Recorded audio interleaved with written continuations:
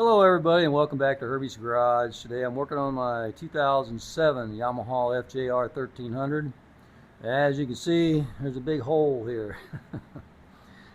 I got the engine out of it and I'm getting ready to remove the head, and I wanted to bring you guys along because it's a mystery and I'm pretty sure everybody wants to see what the mystery is, and I want to bring you guys along for that.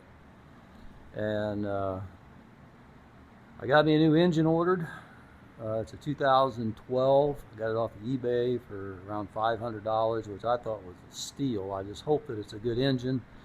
Claims 200 PSI of compression in every cylinder, so a little bit less than what I have now, but I think that's plenty sufficient. So anyway, enough talk. Let's get into this.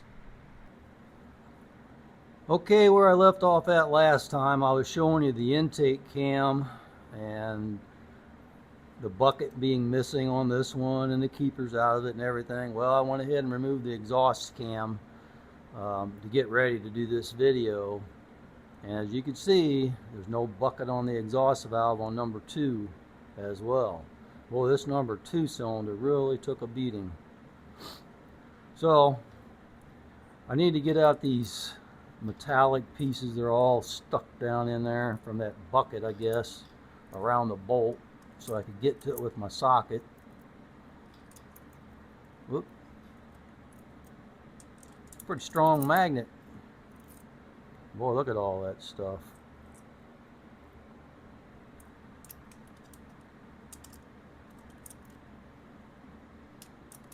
Make sure there's nothing in any other one of these.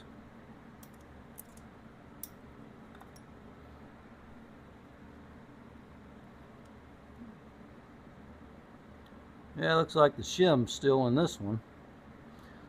I'll check all that out once I get the head off of it and start messing with it. If nothing else, I'll have some extra shims.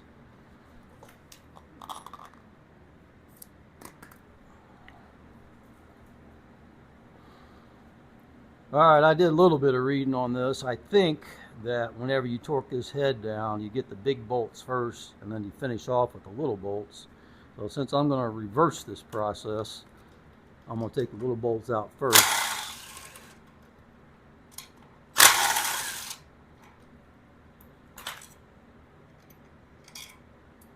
And there they are, same length.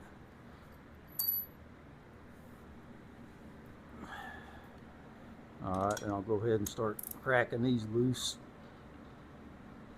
Oh boy.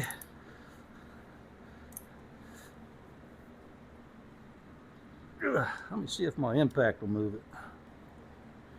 Alright, I tried to break these loose by hand. I don't want to bore you guys with it. So I tried my DeWalt 1/2 inch, and now I'm going to my Milwaukee, and I've got an adapter. We'll see. This Milwaukee is a beast, so if this don't take them loose, I don't know what will. There we go. This Milwaukee is something else.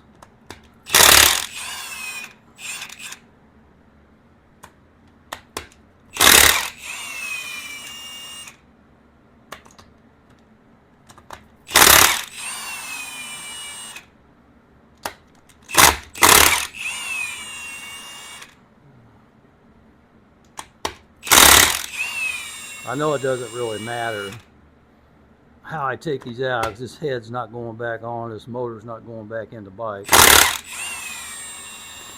I'm just kind of skipping around.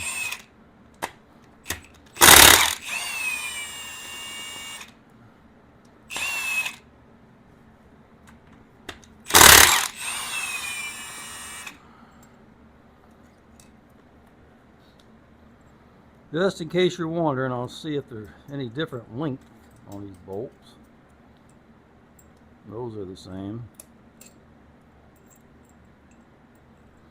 I would imagine they're all the same.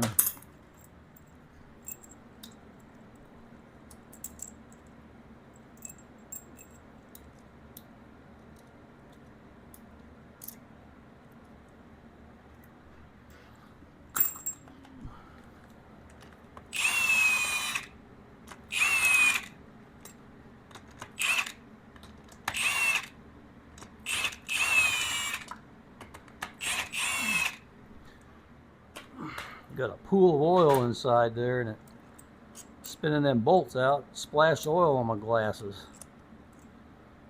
That's not fun.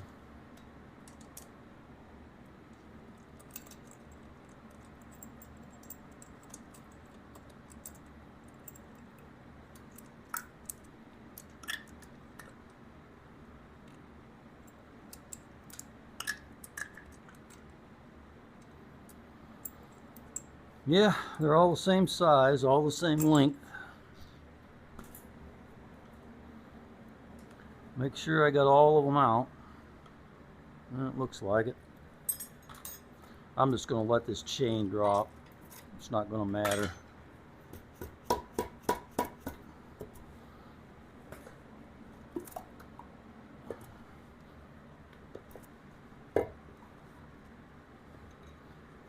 I got the guides here in the way.